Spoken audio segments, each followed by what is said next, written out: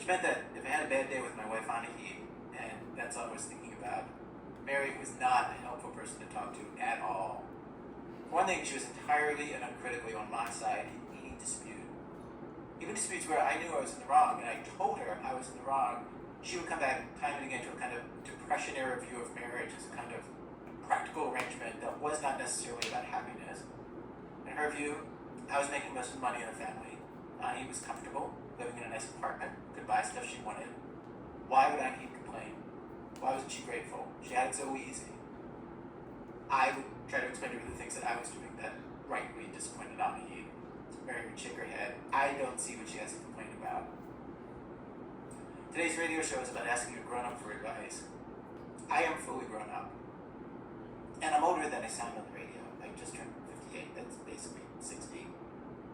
It's old enough that last week when I read something by somebody in their 30s who said, well, of course nobody ever fully feels like a grown-up, I wanted to say, no, I actually feel like a grown-up. I feel like a grown-up. I feel my responsibilities. I feel the weight of them.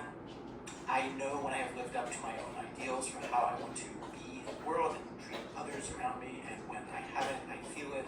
I feel tired in this way that I definitely did not when I was younger.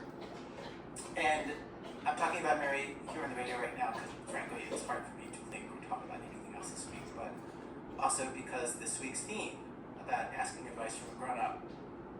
When you get to a certain age, you realize each grown-up is good for advice, but on certain subjects, and not on other subjects, and you have to be picky and choose the right grown-up for the right subjects. And then, I think I'm learning this week, when you get to a certain age, there aren't many grown-ups older than you to ask advice from. The ones you love die off.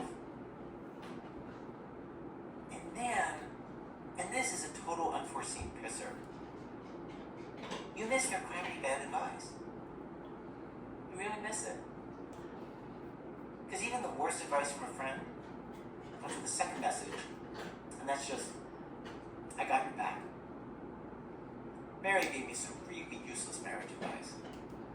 And I gave her completely unwanted and unheeded advice about her cousin's non-existent bed bugs. And we each ignored the other's advice. But we did heed the other message.